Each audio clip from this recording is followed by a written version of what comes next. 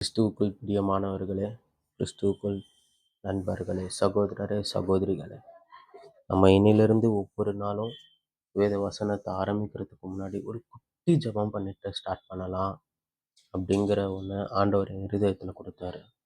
So ஆண்டவரே, இந்த நாளை காண செய்ததற்காக உமக்கு நன்றி ஐயா. இந்த புதிய நாளிலே புதிய கிருபையினால் எங்களை நிரப்பும் தேவா. உடைய வேத வசனங்களை நாங்கள் வாசிக்கும் போது வாசிக்கிற எனக்கும் கேட்கிறவர்களுக்கும் கர்த்தாவே, இந்த வேதத்தின் மகத்துவங்களையும் ரகசியங்களையும் நீர் அருளி செய்யும் ஆண்டவரே. நீர் சொல்லாம உம்மை பற்றி நாங்கள் தெரிந்து கொள்ள முடியாதையா. நீர் வெளிப்படுத்தாம உம்முடைய வேதத்தின் ரகசியங்களை புரிந்து கொள்ள எங்களால் முடியாதையா. எங்களோடு பேசும், நாள் முழுவதும் எங்களோடு எங்களை காத்துக்கொள்ளும் ஐயா.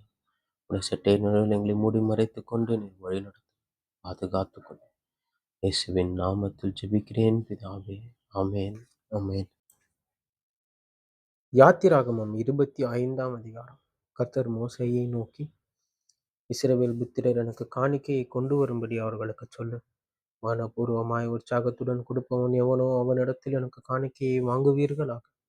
நீங்கள் அவர்களிடத்தில் வாங்க வேண்டிய காணிக்கையாவன: பொன்னும் வெள்ளியும் வெண்கலமும் இளநில நூலும் இரத்தாம்பர நூலும் சிவப்பு நூலும் மெல்லிய பஞ்சு நூலும் வெள்ளாட்டு மயிரும் சிவப்பு தீர்ந்த காட்டுக்கடா தூளும் தகசத்தூளும் சித்தி மரமும் விளக்கெண்ணெயும் அபிஷேக தைலத்துக்கு பரிமள வர்க்கங்களும் தூபத்துக்கு சுகந்த வர்க்கங்களும் ஏபோத்திலும் மார்பதக்கத்திலும் பதிக்கும் கோமேதக கற்களும் ரத்தினங்களுமே.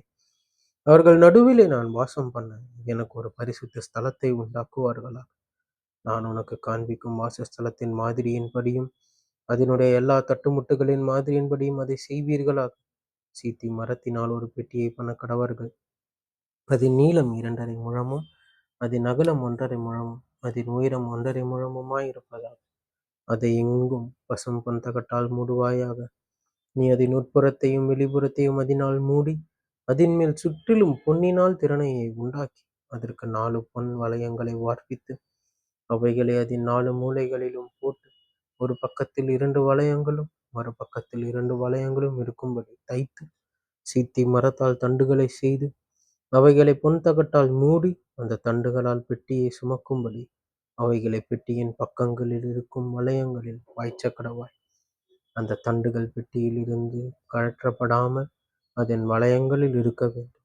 நான் உனக்கு கொடுக்கும் சாட்சி பிரமாணத்தை அந்த பெட்டியிலே வைப்பாயாக.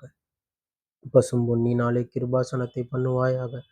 அது 2.5 முழ நீளமும் 1.5 முழ அகலமுமாய் இருக்க கடவுள். பொன்னினால் 2 கேருபீன்களை செய்வாயாக. பொன்னை தகடாய் அடித்து அவைகளை செய்து கிருபாசனத்தின் 2 ஓரங்களிலும் வைப்பாயாக. ஒரு புறத்து ஓரத்தில் ஒரு கேருபீனையும் மறுபுறத்து ஓரத்தில் மற்ற கேருபீனையும் பண்ணிவை. அந்த கேருபீன்கள் கிருபாசனத்தின் 2 ஓரங்களிலும் அதனுடைய ஏக வேலையாயிருக்கும்படி அவைகளை பண்ண கடவாய். அந்த கேருபீன்கள் தங்கள் சட்டைகளை உயர விரித்து தங்கள் சட்டைகளால் கிருபாசனத்தை மூடுகிறவைகளும் ஒன்றுக்கொன்று எதிர்முகமானவைகளுமாக இருக்க கடவுள். கேருபீன்களின் முகங்கள் கிருபாசனத்தை நோக்குகிறவைகளாயிருப்பதாக. கிருபாசனத்தை பெட்டியின் மீதில் வைத்து பெட்டிக்குள்ளே நான் உனக்கு கொடுக்கும் சாட்சி பிரமாணத்தை வைப்பாயாக. அங்கே நான் உன்னை சந்திப்பேன். கிருபாசனத்தின் மீதிலும் சாட்சி பெட்டியின் மேல் நிற்கும் 2 கேருபீன்களின் நடுவிலும் இருந்து நான் இஸ்ரவேல் புத்திரருக்காக உனக்கு கற்பிக்கப் போகிறவைகளை எல்லாம் உன்னோட சொல்லுவேன். சீத்திம் மரத்தால் ஒரு மேஜையையும் பண்ணுவாயாக. அது 2 முழ நீளமும் 1 முழ அகலமும் 1.5 முழ உயரமாய் இருக்க கடவுள். அதை பசும் பொன் தகட்டால் மூடி சுற்றிலும் அதற்கு பொன்னினால் திறனையை உண்டாக்கி சுற்றிலும் அதற்கு 4 விரற்கடையான சட்டத்தையும் அதன் சட்டத்திற்கு சுற்றிலும் பொன்னினால் திறனையும் உண்டாக்கி அதற்கு 4 பொன் வளையங்களை பண்ணி அவைகளை அதன் 4 கால்களுக்கு இருக்கும் 4 மூலைகளிலும் வைக்க கடவாய். அந்த வளையங்கள் மேஜையை சுமக்கும் தண்டுகளுக்கு இடங்களாயிருக்கும்படி சட்டத்தின் அருகே இருக்க வேண்டும். அந்த தண்டுகளை சீத்திம் மரத்தினால் செய்து அவைகளை பொன் தகட்டால் மூடக்கடவாய். அவைகளால் மேஜை சுமக்கப்பட வேண்டும். அதற்குரிய தட்டுகளையும் தூப கரண்டிகளையும் கிண்ணங்களையும் வானபலி கரகங்களையும் பண்ண கடவாய். அவைகளை பசும் பொன்னினால் பண்ண கடவாய். மேஜையின் மேல் நித்தமும் என் சந்நிதியில் சமூக தப்பங்களை வைக்க கடவாய். பசும் பொன்னினால் ஒரு குத்து விளக்கையும் உண்டாக்குவாயாக. அது பொன்னினால் அடிப்பு வேலையாய் செய்யப்பட வேண்டும். அதன் தண்டும் கிளைகளும் மொக்குகளும் பழங்களும் பூக்களும் பொன்னினால் செய்யப்பட வேண்டும். 6 கிளைகள் அதன் பக்கங்களில் விட வேண்டும். குத்து விளக்கின் 3 கிளைகள் அதன் ஒரு பக்கத்திலும், குத்து விளக்கின் 3 கிளைகள் அதன் மறுபக்கத்திலும் விட வேண்டும். ஒவ்வொரு கிளையிலே வாதுமை கொட்டைக்கு ஒப்பான 3 மொக்குகளும் ஒரு பழமும் ஒரு பூவும் இருப்பதாக. குத்து விளக்கில் இருந்து புறப்படும் 6 கிளைகளும் அப்படியே இருக்க வேண்டும். விளக்கு தண்டிலோ வாதுமை கொட்டைக்கு ஒப்பான 4 மொக்குகளும் பழங்களும் பூக்களும் இருப்பதாக.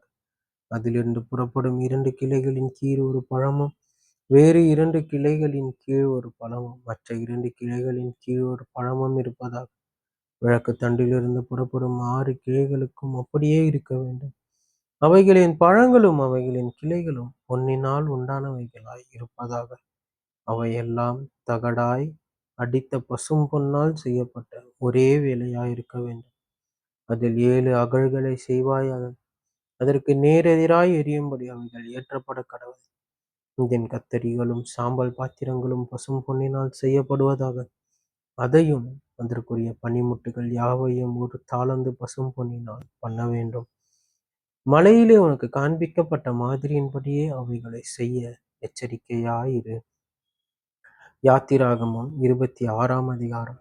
மேலும் திரித்த மெல்லிய பஞ்சு நூலினாலும் இளநில நூலினாலும் இரத்தாம்பர நூலினாலும் சிவப்பு நூலினாலும் நெய்யப்பட்ட 10 மூடு திரைகளால் வாசஸ்தலத்தை உண்டு பண்ணுவாயாக. அவைகளில் விசித்திர வேலையா கேருபீன்களை செய்ய கடவாய். ஒவ்வொரு மூடுதிரையும் 28 முழ நீளமும் 4 முழ அகலமுமாய் இருப்பதாக. மூடு திரைகள் எல்லாம் ஒரே அளவாய் இருக்க வேண்டும்.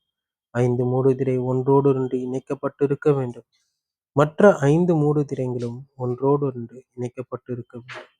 இணைக்கப்பட்ட ஒரு மூடுதிரையின் கடை ஓரத்தில் இளநீல நூலால் காதுகளை உண்டு பண்ண, இணைக்கப்பட்ட மற்ற மூடுதிரையின் கடை ஓரத்திலும் அப்படியே செய்வாயாக.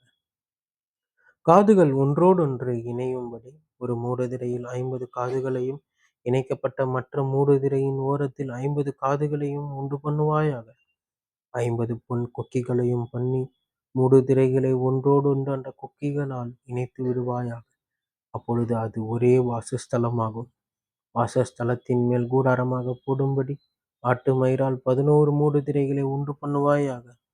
ஒவ்வொரு மூடுதிரை 30 முழ நீளமும் 4 முழ அகலமுமாய் இருக்க வேண்டும்.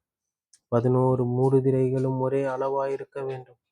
5 மூடுதிரைகளை ஒன்றாகவும் 6 மூடுதிரைகளை ஒன்றாகவும் இணைக்க வேண்டும். 6ஆம் மூடுதிரையை கூடாரத்தின் முகப்பிற்கு முன்னே மடித்து போடுவாயாக. இணைக்கப்பட்ட ஒரு மூடுதிரையின் கடை ஓரத்தில் 50 காதுகளையும், இணைக்கப்பட்ட மற்ற மூடுதிரையின் ஓரத்தில் 50 காதுகளையும் உண்டு பண்ணி 50 வெண்கல கொக்கிகளை செய்து கொக்கிகளை காதுகளில் மாட்டி ஒரே கூடாரமாகும்படி அதை இணைத்து விடுவாயாக. கூடாரத்தின் மூடுதிரைகளில் மிச்சமான பாதி மூடுதிரை வாசஸ்தலத்தின் பின்புறத்தில் தொங்க வேண்டும். கூடாரத்தினுடைய மூடுதிரைகளில் நீளத்திலே மீதியானதில் இந்த புறத்தில் ஒரு முழமும் அந்த புறத்தில் ஒரு முழமும் வாசஸ்தலத்தை மூடும்படி அதன் பக்கங்களிலே தொங்கவிட வேண்டும்.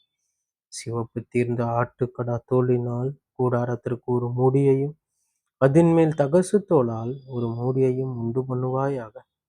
வாசஸ்தலத்துக்கு நிமிர்ந்து நிற்கும் பலகைகளையும் சீத்தி மரத்தால் உண்டு பண்ணுவாயாக. ஒவ்வொரு பலகையும் 10 முழ நீளமும் 1.5 முழ அகலமுமாய் இருக்க வேண்டும். ஒவ்வொரு பலகைக்கும் ஒன்றோடொன்று ஒத்து இசைந்திருக்கும் 2 கழுந்துகள் இருக்க வேண்டும். வாசஸ்தலத்தின் பலகைகளுக்கெல்லாம் இப்படியே செய்வாயாக. வாசஸ்தலத்துக்கு செய்யப்படுகிற பலகைகளில் 20 பலகை தெற்கே தென் திசைக்கு எதிராக நிற்க கடவது. அந்த 20 பலகைகளின் கீழே வரைக்கும் 40 வெள்ளிப்பாதங்கள் உண்டு பண்ணுவாயாக.